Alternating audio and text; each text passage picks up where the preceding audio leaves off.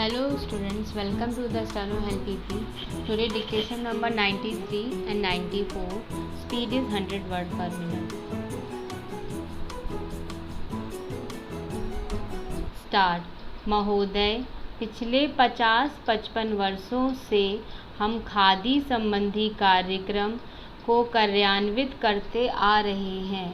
इस कार्य की ओर हमने पर्याप्त ध्यान दिया है और हममें से कुछ ने तो पर्याप्त समय भी दिया है। सबसे बड़ी कठिनाई मिल के बने कपड़ों से प्रतियोगिता की है।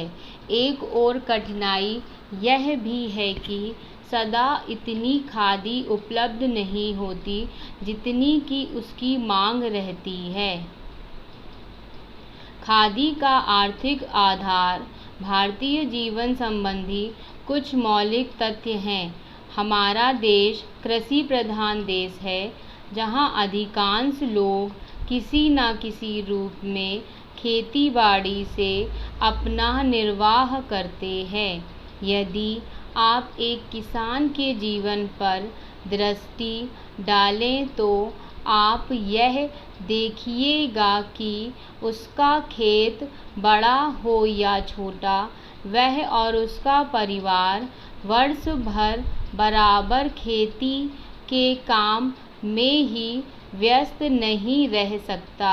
उसे काफ़ी समय बेकार रहना होता है। दूसरे रोजगार की खोज में वह अपना घर छोड़कर नहीं जा सकता, क्योंकि खेती के काम में कभी कभी निरीक्षण की आवश्यकता होती है। यदि बेकारी का वह सब समय जब किसान व्यस्त नहीं होता खादी तैयार करने के काम में लगाया जाए तो देश भर की आवश्यकता के अनुसार खादी मिल सकती है। ऐसी अवस्था में कोई भी कम मजदूरी का प्रश्न नहीं उठाएगा, क्योंकि यह काम तो ऐसे समय में किया जाएगा जो बिल्कुल खाली होगा। उस खाली समय में किसान कुछ न कुछ कमाएगा ही, और वह कमाई ऐसी भी नहीं कि उसका कुछ भी मूल्य ना हो। कम से कम वह अपने लिए तो इतना कपड़ा तैयार कर ही सकेगा जिससे उसको बाजार से ना खरीदना पड़े। मैं आपको अपने निजी अनुभव से बता सकता हूँ कि 1 घंटा प्रतिदिन काटने से हमें इतना कपड़ा मिल सकता है जितना कि एक औसत हिंदुस्तानी के लिए आवश्यक है, अर्थात 15 से 20 गज कपड़ा प्रति व्यक्ति। इस दृष्टिकोण से देखा जाए तो सस्ते महंगे कपड़े का प्रश्न ही नहीं उठता, क्योंकि खादी खाली समय में किए परिश्रम से प्राप्त हो जाएगी। खादी के संबंध में एक आधारभूत तथ्य है। हम जानते हैं कि आदमी सदा काम नहीं करना चाहता। कभी कभी उसे खाली बैठे रहना ही अच्छा लगता है। परंतु इन सब कठिनाइयों के अतिरिक्त मैं सोचता हूँ कि खादी का प्रचार और विस्तार असंभव नहीं है। अतीत में गांधी जी ने खादी आंदोलन आरंभ किया। महोदय, उस समय हमारे देश के प्रशासन से कोई संबंध नहीं था। तब अंग्रेजी राज्य था।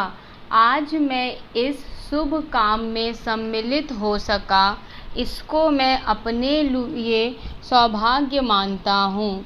जैसा अभी कहा गया, आप जिन आयुर्विज्ञान कॉलेज और कैंसर संस्थान की स्थापना करने जा रहे हैं, ये दोनों संस्थाएं अपने ढंग की बहुत बड़ी और ऊंचे दर्जे की संस्थाएं होने वाली हैं।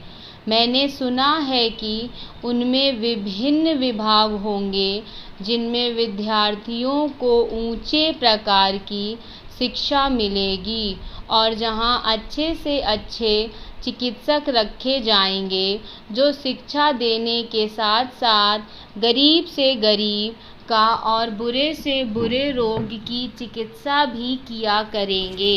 सभी आयुर्विज्ञान कॉलेजों में यही स्थिति होती है कि जो वहाँ पढ़ाते हैं वे रोगियों को भी देखते हैं और वहाँ के विद्यार्थी भी पढ़ने के साथ साथ रोगियों को देखते हैं।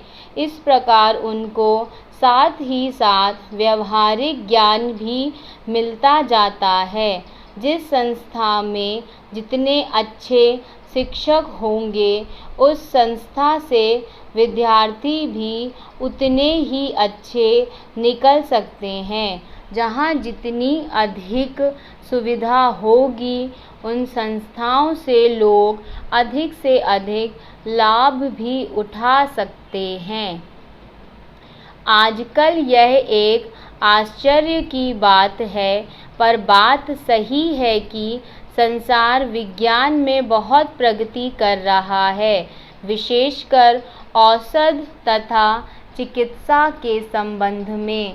पिछले जो 2 युद्ध हुए उनमें जहाँ एक ओर अधिक से अधिक घातक यंत्र तैयार हुए, वहाँ दूसरी ओर औषधियों के निर्माण में इतनी उन्नति हुई कि जो बहुत से रोग पहले असाध्य समझे जाते थे वे अब नियंत्रण में आ गए हैं।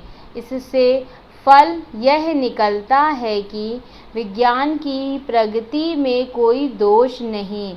इस प्रगति से जो जैसा लाभ उठाना चाहते हैं उठा सकते हैं।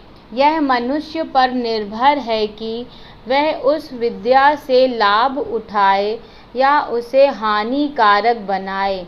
यह आश्चर्य और दुख की बात है कि जहाँ एक ओर इस विज्ञान द्वारा आज इतने लोगों को भयंकर से भयंकर रोगों से मुक्ति मिल रही है, वहाँ उसी विज्ञान द्वारा लोगों का जीवन संकटमय हो गया है।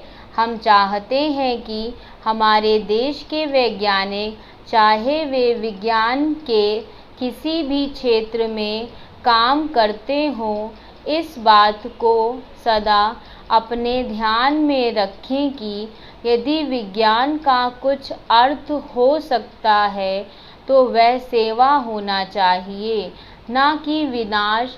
तभी भावी प्रगति होगी।